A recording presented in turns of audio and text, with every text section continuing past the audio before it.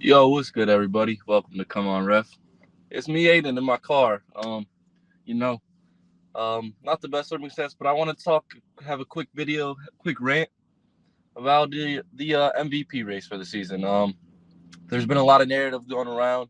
Just want to talk about some of them. Obviously, Jokic, Embiid, and Giannis pretty much have separated themselves from the pack. Not saying Tatum and Luka haven't been great this year, but I think those three have separated at obviously as top three seeds at least with with the best stats. Embiid leading the league in points, Jokic having a triple double, um, Giannis leading his team to a 16 game win streak, 32 a game, 13 a night rebounding. So um, I'm just going to talk a little bit about what I think, how that race is going to go, and some of the narratives out there about it with Kendrick Perkins and JJ Redick, all those arguments and stuff like that. So I'm going to start with the narratives that Jokic is only winning the MVP or has gotten this level of love to win the third straight MVP because he's white. I just think that's wrong. Obviously, he's maybe the best passer in the NBA, most skilled, probably most skilled big man from all around game standpoint.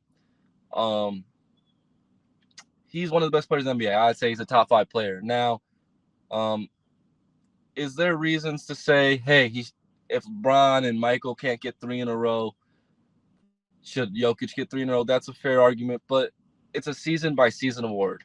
It's a regular season award. You don't count playoffs. I know narratives have been made for players not to win some MVPs in the past because they haven't had certain playoff success. Um, but that's just voters being bad. We shouldn't blame that on the player. I know in '08 Nash won when most people think Kobe should have won. Again, that's on the voters, not the player.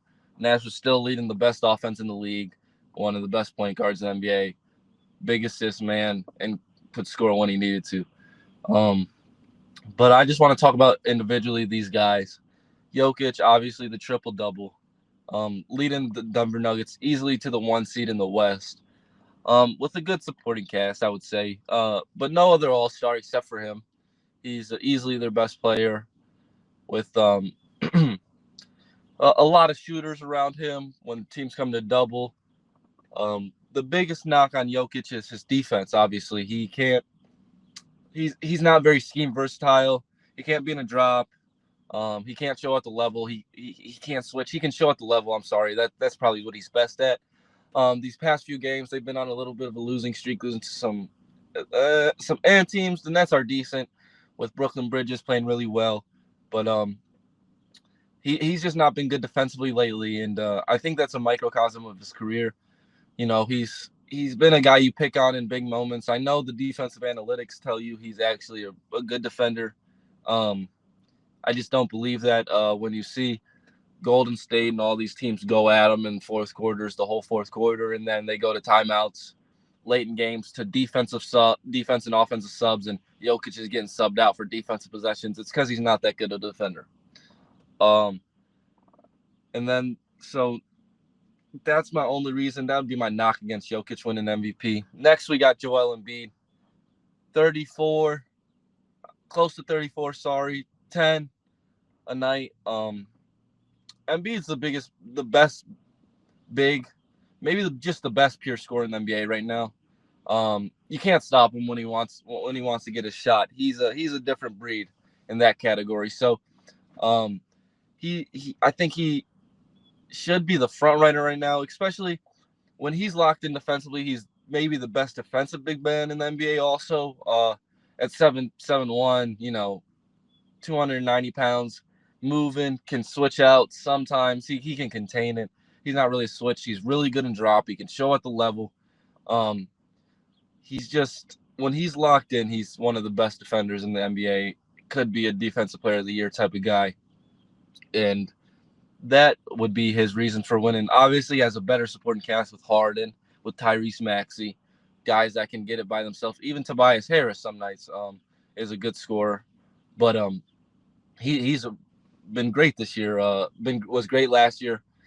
Many people had him winning it last year, so maybe this is his year. And obviously, third but not last but not least, Giannis. One of the best players in the NBA. I think he's the best player in the NBA personally. In a playoff series, you need a guy to go win you something. I take Giannis, but this isn't a playoff series. This is a regular season award. He's been great. He maybe has the best supporting cast with Drew, Chris. I know Chris has been hurt most of this year, but they still have a lot of good players around them. With Brook being a Defensive Player of the Year candidate, so Giannis, with his 32 and 13, he's been awesome.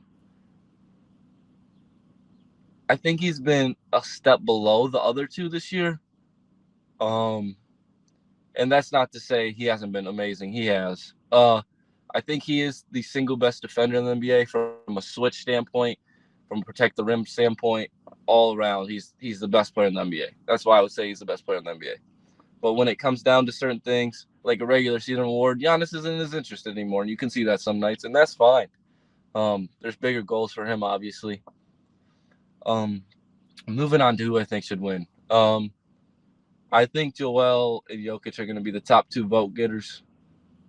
This year, I really do think Joel should win. Leading the league in scoring, averaging 10 rebounds. Philly with the third seed, but the records aren't that much different between the two. And that's what they said last year with Jokic, even though they were the sixth seed when he won over Joel. So I would say the same thing again for them.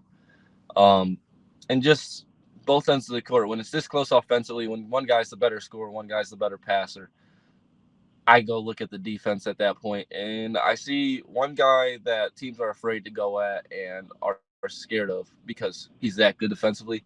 And on the other side, I see Jokic, who teams in the fourth quarter are saying, "Hey, big man, come up and set this pick so I can get Jokic in a screen and roll at the level or in a drop, so we can try to get an easy bucket here." And at the end of the day, that's what I think the argument is for me. I'm a big proponent of two-way players, and I need my guy to be a two-way player, and I need my center to be the anchor of my defense.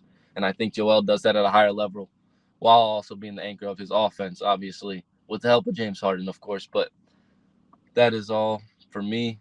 Joel for MVP. But everybody, keep in mind that all these players are great players, top five players. None of them are going to win because of some narrative that is race related. I know sometimes it could play a factor with some voters, but those voters are just not good people at the end of the day. Most of them are going to do their job well, and they're going to find the right guy. So, with that being said, like, comment, subscribe. Thank you for watching. I've been your host, Aidan. This is Come On Ref. Thank you guys.